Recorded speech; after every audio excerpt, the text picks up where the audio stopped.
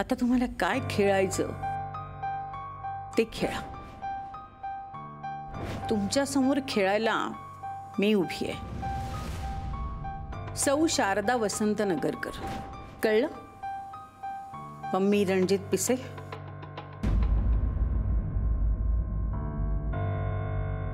पम्मी दी, बर्फ आणलाय. तुम्हाला हवा होता ना? आणलास? मग आता काय करशील त्याचं? काही नाही केलं तर याचं पाणी पाणी होईल. तुम्हीच सांगा काय करू. डोक्यावर फोड माझ्या, म्हणजे माझं डोकं ना शांत होईल. पम्मी दी, संध्याकाळपासून तुमचं डोकं गरमच आहे. म्हणजे काय झालंय? त्या नगरकर बाईंच्या घरी तुम्ही गेला होतात. त्यांनी चहा पाण्याला बोलवलं होतं तुम्हाला, तेही एकटीला. तो विषय नको हा. पण बोललात तर मन हलकं होईल तुमचं. अगं ती शुभूची मम्मी, तिने चॅलेंज केलंय मला. म्हणजे मला. अगं शाळेत असताना पण मी कधी चिंचेची पै धरली नाहीये आणि ही मला चॅलेंज करते. पम्मीला आता असतं माझ्याकडे वेळ आणि त्या वेळेत मी शुभू आणि आशूला एकत्र आणलं तर काय घोडं मारलंय मी तिचं. हा बघ, कुणाचा फोन आहे ते बघ. हो पम्मी दी, मीच उचलते. नाहीतर परत रागात तुम्ही काहीतरी बडबडाल आणि आलेलं काम पण जाईल. जाग बाई, फोन उचल.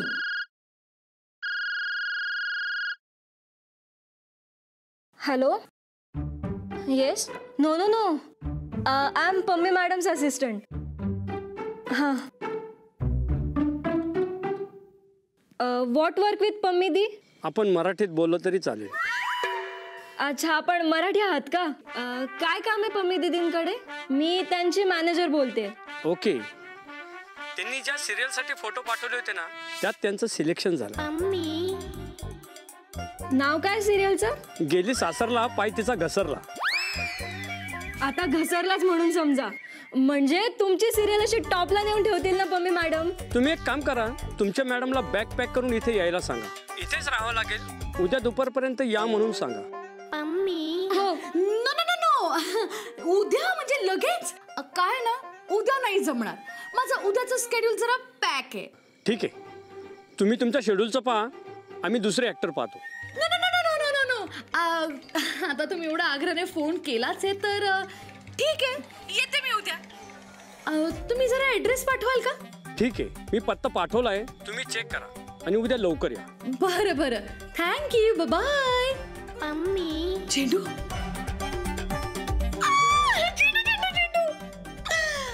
आता बघ, मी काय आहे ना हे सगळ्यांना बरोबर दाखवते.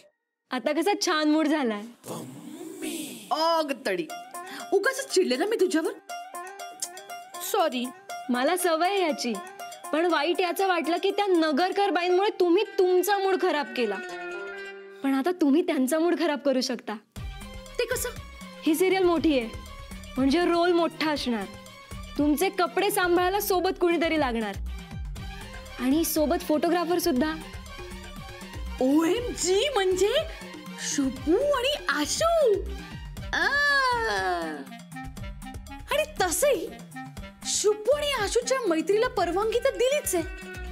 पण आता ही मैत्री प्रेमापर्यंत कशी घेऊन जायची हे बरोबर माहितीये मला शुभूची मम्मी.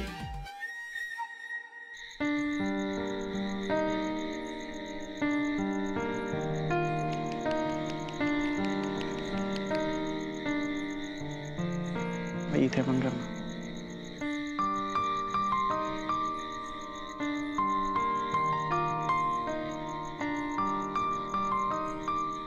आई, अगं खूप दिवसांनी तू माझ्या केसांना तेल लावतेस. खूप छान वाटतंय. मी काय रे, रोज तेल लावत जाय. पण तुला कामं असतात ना खूप. मोठा झालाय आता. आई, कितीही मोठा झालो ना तरी तुझ्यासाठी तुझं बाळच आहे की नाही? नाही, तू आता माझा पूर्वीचा बाळ नाही राहिलास. आई, अगं माझं काही चुकलंय का? ती अश्विनी कशी आहे रे? म्हणजे शाळेत असताना मुलींशी बोलायलाही घाबरणारा माझा बाळ. कॉलेजमध्येही मी कधी तुला कुठल्या मुलीशी बोलताना बघितलं नाही. पण मग ह्या अश्विनीशीच मैत्री करावी असं तुला का वाटलं? म्हणजे त्याच्या मागे काहीतरी खास विशेष असं कारण असेल ना? काय कारण आहे? म्हणजे बघ ना, ती तुझ्या एवढी शिकलेली नाहीये किंवा अगदी छोट्या गावात राहते, तरी सुद्धा तिच्याशीच मैत्री करावी असं तुला का वाटलं? आई, अगं अश्विनी खूप साधे आहेत. त्यांना कोणी काही बोललं ना की त्यांच्या डोळ्यात टचकन पाणी येतं, आणि कोणी त्यांचं कौतुक केलं की त्यांचे डोळे आनंदानं भरून जातात. त्यांच्या डोळ्यातलं पाणीच त्यांचं प्रामाणिकपणा सांगतो. हे आई, तुला माहितीये, त्यांना सहज असं काहीच नकोय. ते खूप धडपड करतात, स्वतःच्या घरासाठी खूप मेहनत करतात. हे तुम्हाला म्हणायचीच ना की बाळ, पुस्तकांबरोबर माणसं सुद्धा वाचायला शिक. मला वाटतं आई, मी जी काही माणसं वाचली आहेत ना, त्यापैकी अश्विनीच एक अशी आहे की ज्यांच्याशी मी मैत्री करू शकतो. नाही, हे खरं आहे. अश्विनी अगदी साधी आणि सरळ मुलगी आहे. पण बाळ, कधी कधी काय होतं माहितीये का, आजूबाजूची माणसं किंवा परिस्थिती त्या माणसाला चुकीच्या मार्गावर जायला लावतं. आणि ह्या गोष्टीची तिने काळजी घ्यायला हवी असं मला वाटतं. आणि मी तुमच्या मैत्रीला होकार दिलाय कारण माझा विश्वास आहे तुम्हा दोघांवर. आणि म्हणून हे मैत्रीचं नातं फक्त मैत्रीचंच राहू दे.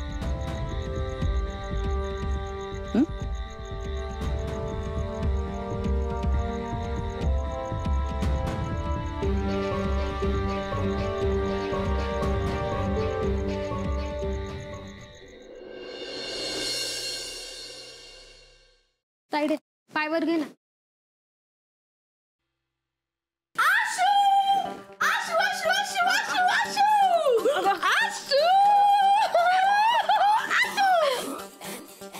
अगं हळूहळू, अगं लुगड्यात पाय अडकला तर दोघी पण पडतात ना. OMG, आता लुगडं. अगं ही साडी माझ्या हबीने चेकोस्लोवाकियावरून आणलीये. अगं ती कुठून पण आणली असेल, पण आता काय झालं? सांगते. काय आहे ना, जो फोटोशूट मी आशू बरोबर केला ना, तो फोटोशूट एका मोठ्या डायरेक्टरने बघितलाय आणि मला सिरियलच्या शूटिंग साठी बोलवलंय. खरंच की काय? अगं हो, खरंच खूप छान रोल आहे. दिसणार आहेस ना? ऑफकोर्स. कोणता कोर्स? आत्या, अगं मी दिसणारच आहे. नशीब ग बाई, नाही तर मी सगळ्यांना सांगायची माझी भाची सिरियल मध्ये काम करते, पण तुझ्या केसांचा बट सुद्धा दिसत नाही बघ.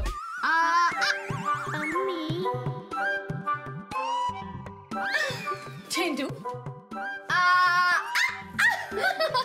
मम्मी दी, पण सिरियलचं नाव काय? मला सांगितलंय सांगायचं नाही म्हणून, पण आता तू विचारतेच आहे म्हणून सांगते. गेली सासरला, पाय तिचा घसरला. तू ह्या सिरियल मध्ये काम करणार आहेस? आम्ही हे सिरियल रोज बघतो. या मायलेकींची तर ना पाठ पण झाली आहे सिरियल. OMG, खरंच? तू राजनंदिनीला भेटणार आहेस? नो आत्या, ती मला भेटणार आहे. मम्मी दी, बरं झालं बघ. अगं आमची आवडती सिरियल आहे ती. आशू, खरं तर हे सगळं ना तुझ्यामुळेच झालंय. नाही मम्मी दी, तू छानच काम करते म्हणून झालंय. ते तर आहेच. पण मला काय वाटतं माहितीये, या सगळ्याचा ना तुला फायदा झाला पाहिजे. 4 पैसे तुलाही मिळायला पाहिजे. हो की नाही आत्या? हो की नाही रुपाली? हो, बरोबर बोलतेस बाई तू. तेवढीच गाडी लवकर येईन ना. पण मम्मी दी, आता तर काम झालंय ना.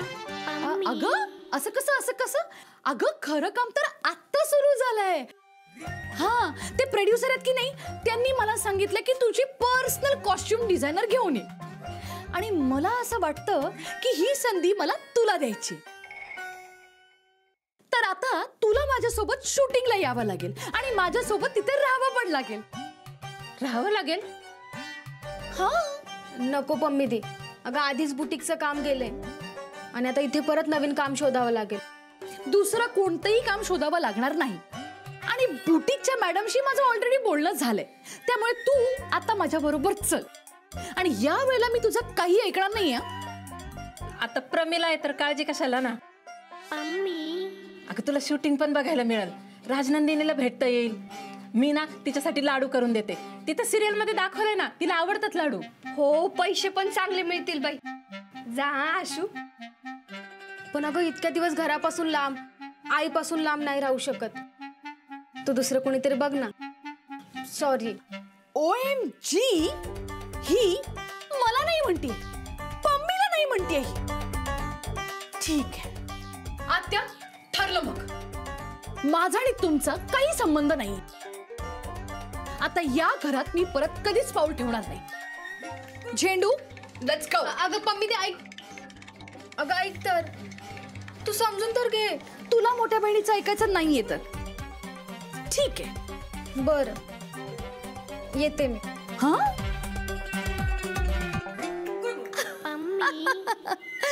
Very nice.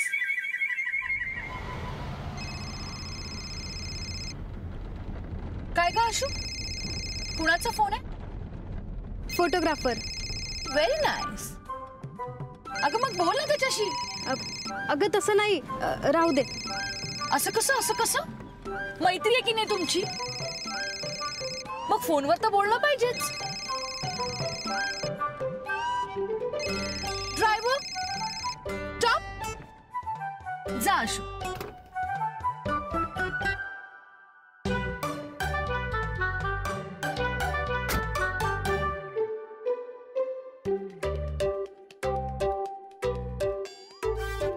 हॅलो केकू, सांगितलेलं काम झालं पाहिजे. अहो 100 काय 200% तुमचं काम होणार.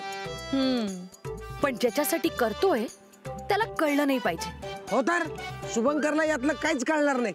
Okay bye. हा.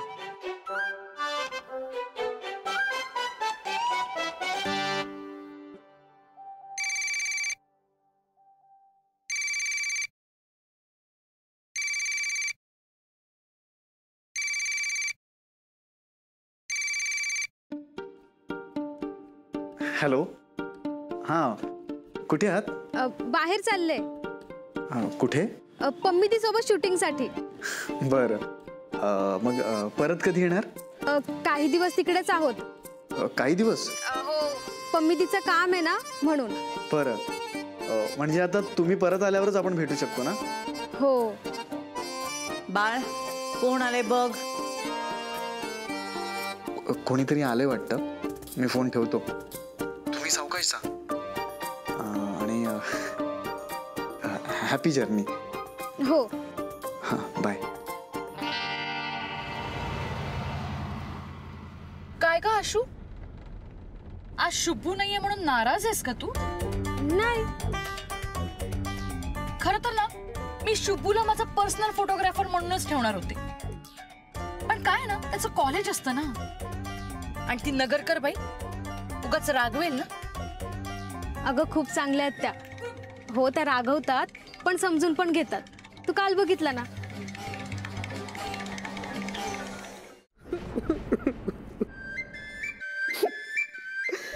बाई, तुम्हाला कशाला मी अंधारात ठेवू?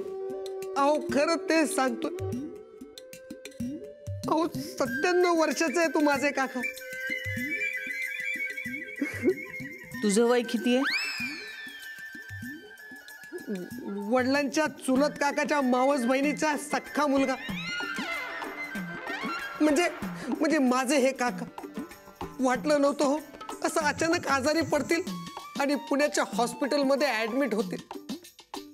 मी तर त्यांच्या 100ची तयारी केली होती. पण 97लाच विकेट गेली तर. अहो एकुलते एक काका आहेत होते माझे आणि मी त्यांचा एकुलता एक पुतण्या. मी स्वतः थांबलो असतो हॉस्पिटलमध्ये, पण मी जर ऑर्डरला गेलो नाही तर त्यांच्या औषध पाण्याचा खर्च कसा करणार? म्हणून मी शुभंकरला विनंती करायला आलोय, तू जर हॉस्पिटलमध्ये थांबला तर बरं होईल. किती आहे औषध पाण्याचा खर्च? नाही बाई नाही. अहो असं लोकांकडून पैसे घेऊन काकांवर इलाज केला तर माझं मन मला खात राहिलो. तुम्ही फक्त शुभंकरला परवानगी द्या. अरे पण त्याचं कॉलेज. अहो त्याच्या कॉलेजच्या वेळात मी जाईल ना, नंतर मग शुभंकर जाईल आणि मग घरी येईल. बाई नाही म्हणू नका, नाहीतर माझे काका. बाळ, तुला जमेल का कॉलेज सांभाळून हे सगळं? आई तसं जमेल ना. न जमायला काय झालं? तशी पण आज कॉलेजला सुट्टी आहे शुभंकरला. उद्या सकाळी येईल तो. आज भेट होईल काकांची आणि शुभूची, शुभंकरची. दोघं एकमेकांना ओळखतील आणि एकमेकांची ओळख झाली की मग सगळं सोपं होईल. ठीक आहे बाळ, जा तू कृष्णकांत बरोबर. बाई खूप उपकार झाले तुमचे बाई. काका बरे झाले ना की त्यांची 100वी साजरी करायला मी तुम्हाला नक्की आमंत्रण देईन. यायचं हा बाई तुम्ही? ते सगळं ठीक आहे, पण आता सध्या काकांची काळजी घे आणि बाळ येईल तुझ्या बरोबर. बाळ जा तू कृष्णकांत बरोबर. होय. के तू गाडी काढ, मी आवरून येतो. हा आई.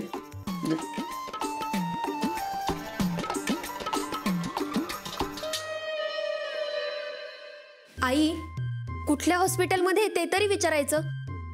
मी पुण्यात माझ्या दादाला बघायला सांगितलं असतं. नेमकं काय प्रकरण आहे ते? अगं थांब, आधी सगळं नीट कळू दे तरी आपल्याला. आणि तसंच काही वाटलं ना तर सगळी जबाबदारी मी तुझ्यावरच सोपवणार आहे.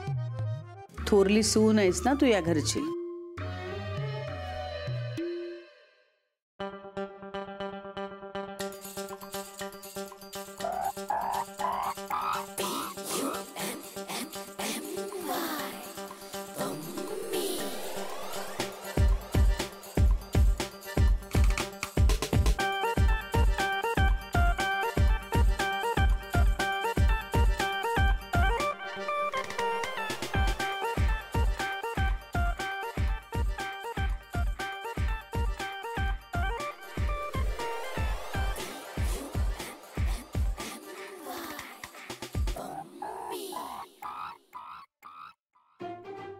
पम्मी दी, अगं मला इथे काम करायला कसं जमणार आहे?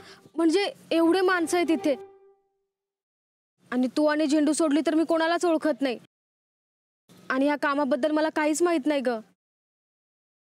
इथे जर तुझा फोटोग्राफर मित्र असता तर जमलं असतं ना तुला. अगं तसं नाही पम्मी दी, तसंच आहे. ठीक आहे, बोलवूनच घेते मी त्याला. पम्मी दी, अगं तसं नव्हतं. तसंच आहे, अगदी तसंच आहे. पण त्यांना कसं जमणार?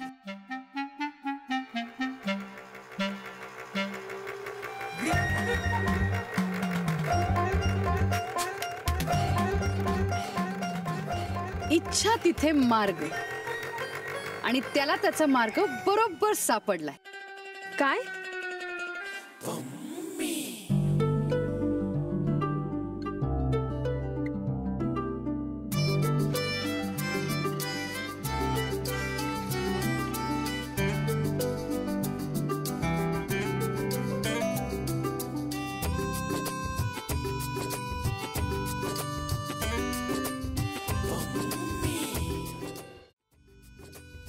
के हा? अरे हे काय, आपण तर हॉस्पिटलला जाणार होतो ते पण पुण्यात, मग इथे? अरे हॉस्पिटलपेक्षा इथे याची इमर्जन्सी जास्त होती. म्हणजे समोर बघ.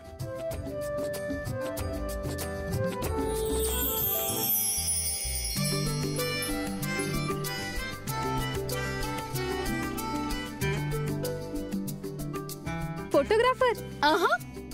फक्त फोटोग्राफर नाही, माझा पर्सनल फोटोग्राफर. आणि आता तो इथे तुझ्या बरोबर काम करणार आहे.